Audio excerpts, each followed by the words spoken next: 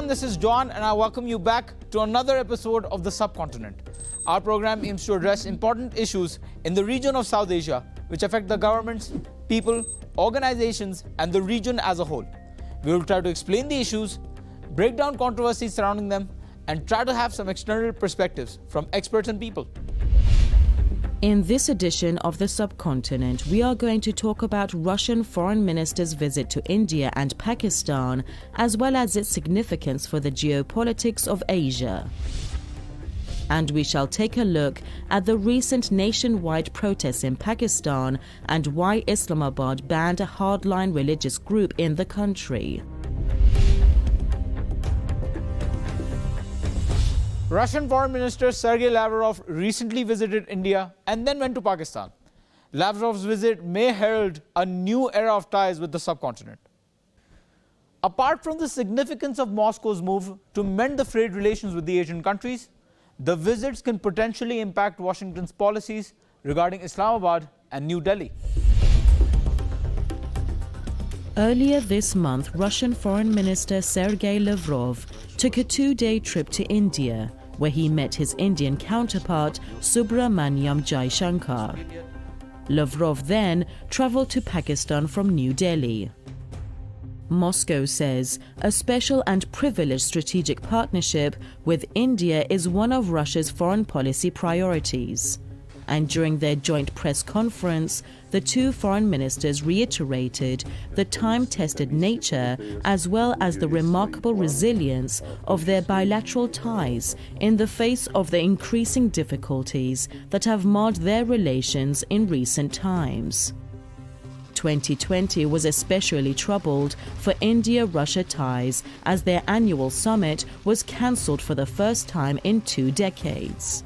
Although the respective ministries said that the summit was cancelled because of the COVID-19 pandemic, some reports speak of more other reservations, because throughout the pandemic, India held bilateral and multilateral meetings virtually with other partners.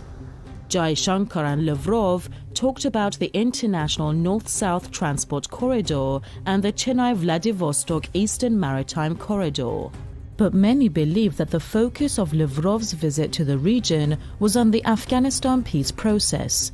In Islamabad, Lavrov said that Russia and Pakistan had convergent positions on the Afghan peace process. All right, now let's look at the map of Asia.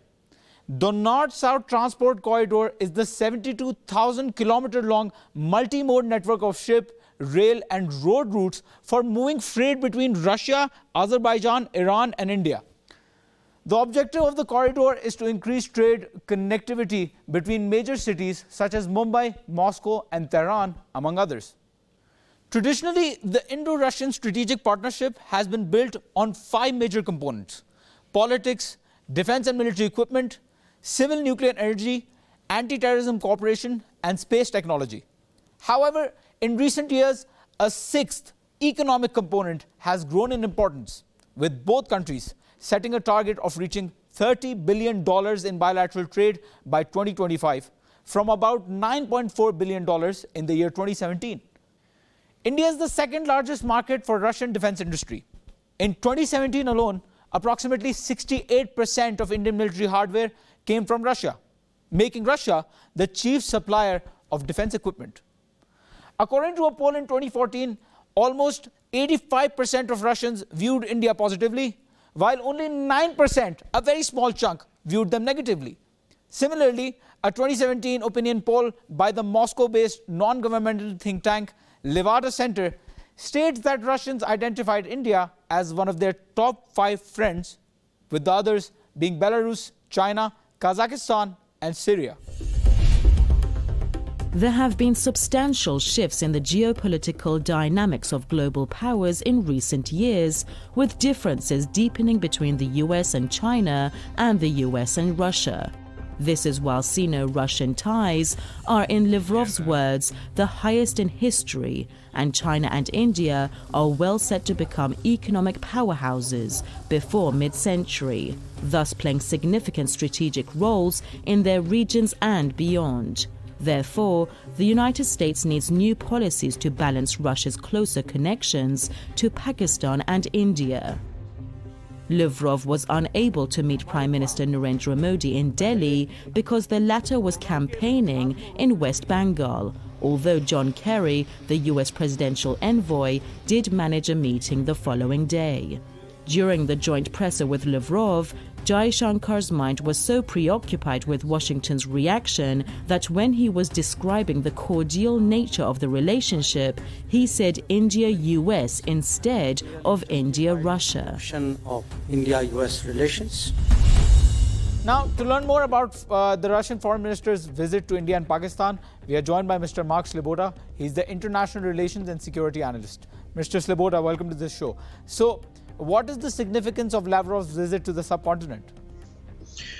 Okay, so Russian Foreign Minister Sergei Lavrov's visit to India and then to Pakistan has been primarily billed as an attempt to reset Russian-Indian relations after there is some indication that in the last few years they have moved farther and farther apart.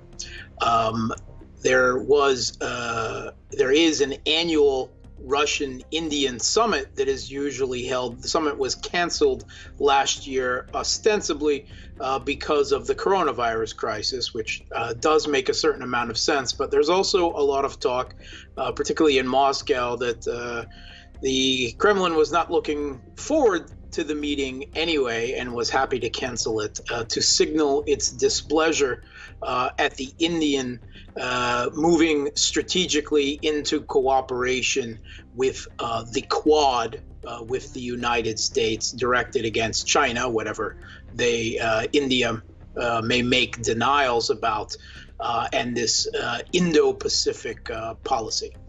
Russia regards this as a attempt to form an Asian NATO, and that the grouping not only threatens China, which is Russia's strong strategic partner now, but also the Russian position in the Pacific as well. So this meeting was an attempt to, I would say, rather than reset, to manage a minimum amount of maintenance to the Russian-Indian relationship.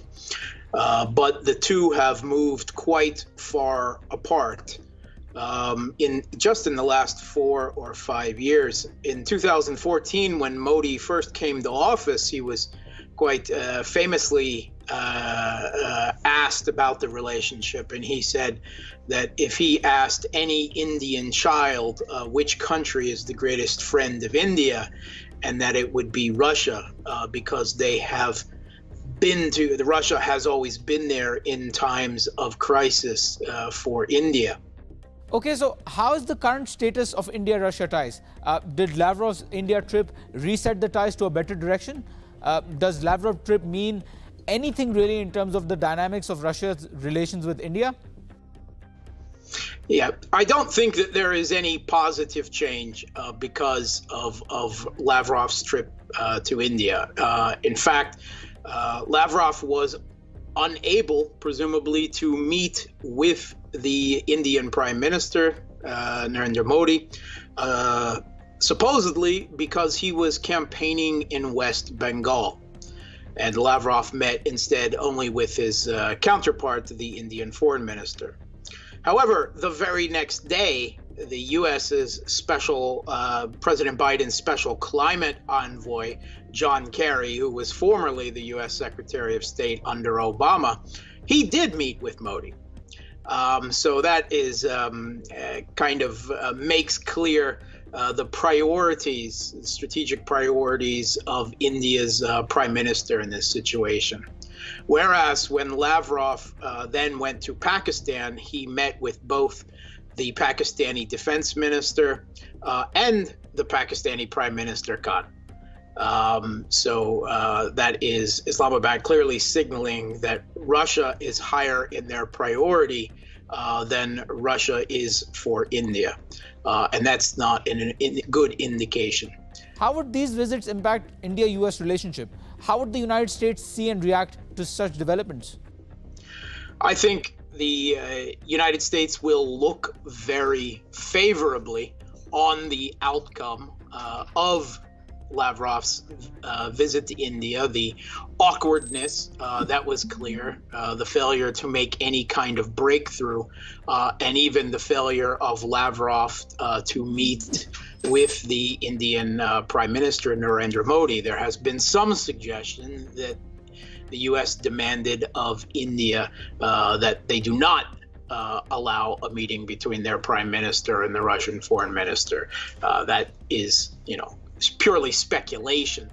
But there is no question that the United States has ever increasing influence on India, and that India is being incredibly receptive to that influence. India, while Lavrov was there, the Indian foreign minister made clear to say that it regards it is looking for inclusive cooperation, and it is not directed against anyone, and that its relationships with Russia are not dependent on, or Russia or any other country are not dependent on its relations with any third country. Well, that is clearly false. That is a false statement, because quite definitely India's relationships with other countries is now determined by what the United States wants and dictates. One clear example of that is that India, which was a major purchaser of Iranian oil in mid-2019 at the demands of the United States, stopped purchasing Iranian oil because of the U.S. Trump administration's unilateral illegal sanctions imposed on Iran as the U.S. unilaterally pulled out of the Joint Comprehensive Plan of Action. So that's India quite clearly working against its own energy interests and energy security, a long relationship with Iran at the demands of the United States. Thank you so much, Mr. Sloboda, for being with us on our show. It was nice having you here. Viewers, let's take a quick look at how people on social media and cyberspace have reacted to this development. Please stay with us. Riaz Haq has wrapped up all the important feats of the Russian foreign minister to the subcontinent.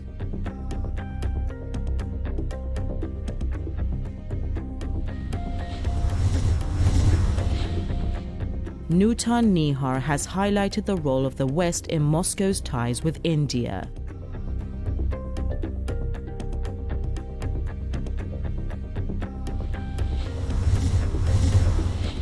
Ahmed Quraishi has pointed out that Afghanistan is a converging issue where all of the involved countries are working together.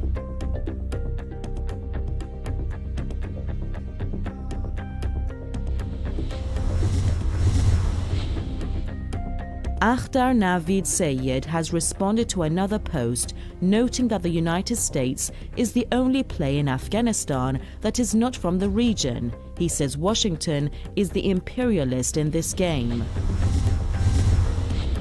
Bilal Ahmed Ghaffar has elaborated on the Russian blank check for India, citing gas pipelines, corridors and defense cooperation as some areas of interest.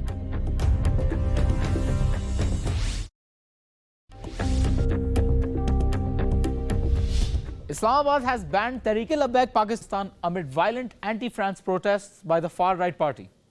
Although this group has terrorized religious minorities in Pakistan, including Shias by the way, over bogus charges of blasphemy, its demand of boycotting French products and expelling the French envoy is not totally unwarranted.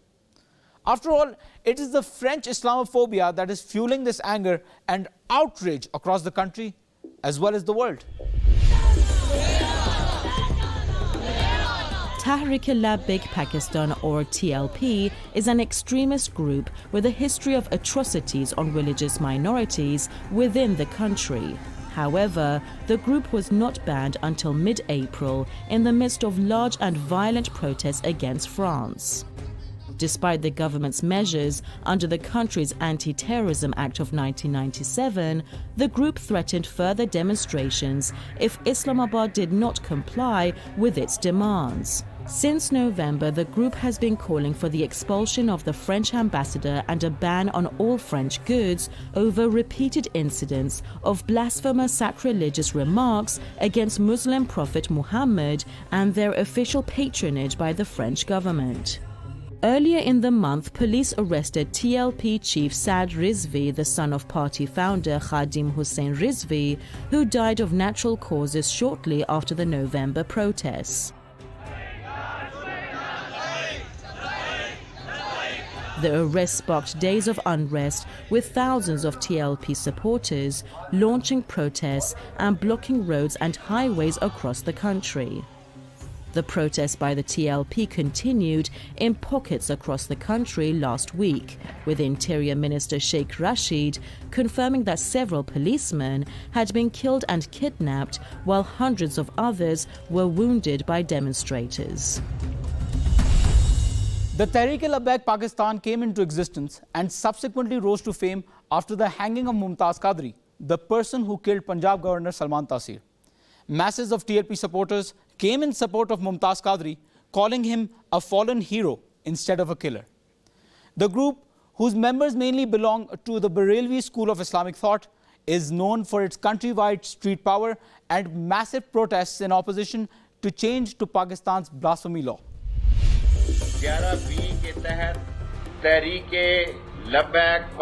The Pakistani government declared Tehreek-e-Labbaik a terrorist organization and carried out a couple of security operations against its protesting followers, but the group is not willing to settle down on anything short of expulsion of French ambassador.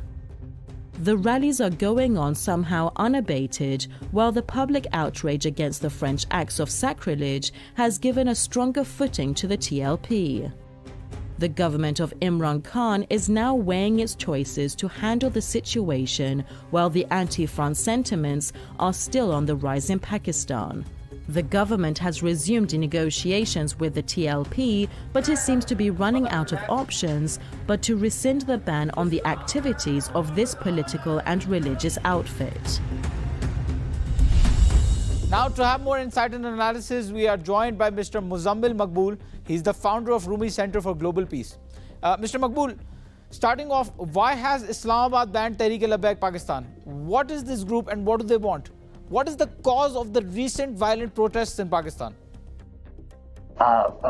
Islamabad banned TLP recently, and there were a lot of reasons. First of all, the reason is that this Islamist group is trying to intervene in the matters of the federal government. They are trying to tame the government in a lot of issues. For example, there was when Charlie Hebdo cartoons were published, the government promised this party that they will take this matter internationally and they will make sure that these issues should be raised, issues like Islamophobia, racial slurs, and issues against the article of faith about our Prophet Muhammad, peace be upon him. But then they started intervening into government matters, taming the government, telling them that giving them ultimatums, which is actually wrong. So we are not dealing with Ummah, we are dealing with a nation, a sovereign nation like Pakistan, and in a nation, if you will tame a federal government and tell them what to do and what not to do, creates a lot of problems. So this compelled Ministry of Interior Affairs and Ministry of Home Affairs to go ahead and ban this organization under the Terrorist Act.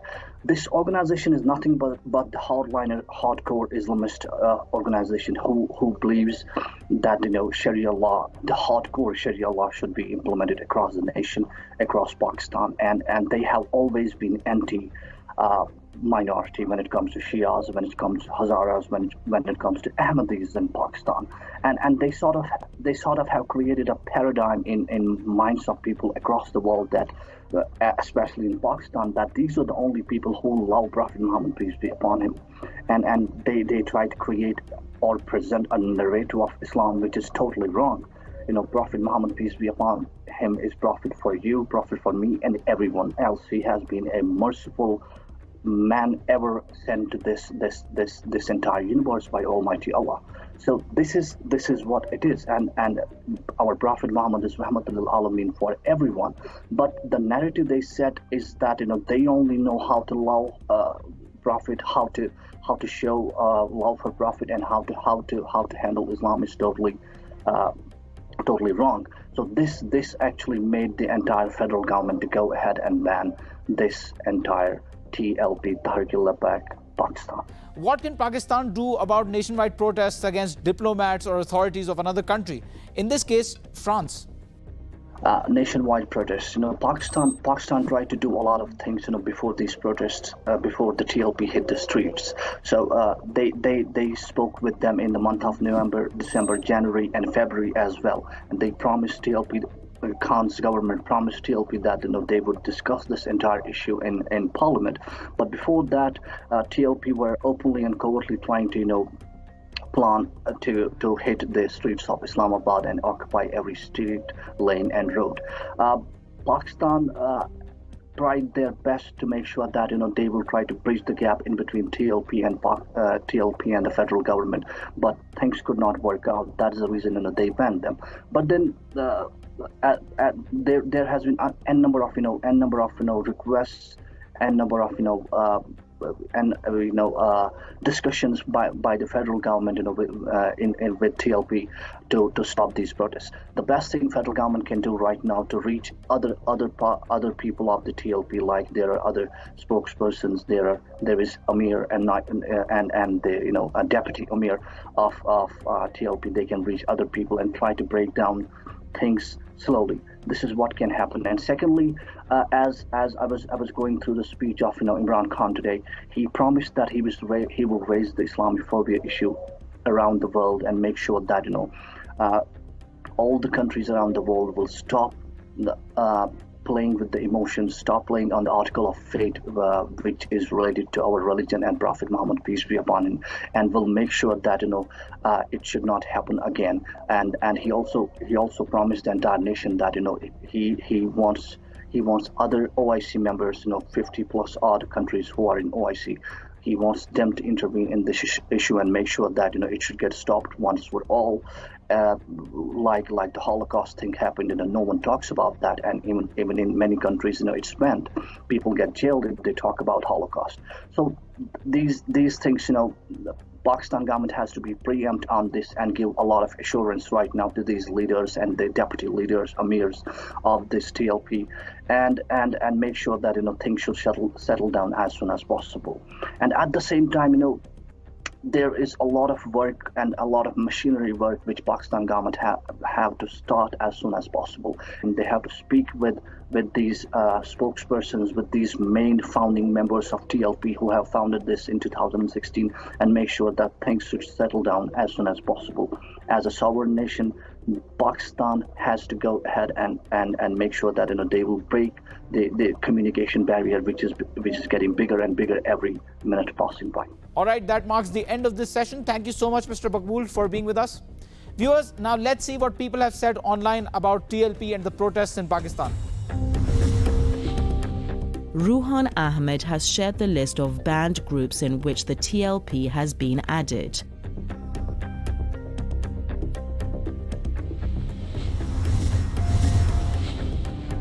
The Defense 360 account has talked about the government's inability to handle the pro-TLP protests, saying that Pakistan's elite forces have been deployed across the country to control the rallies.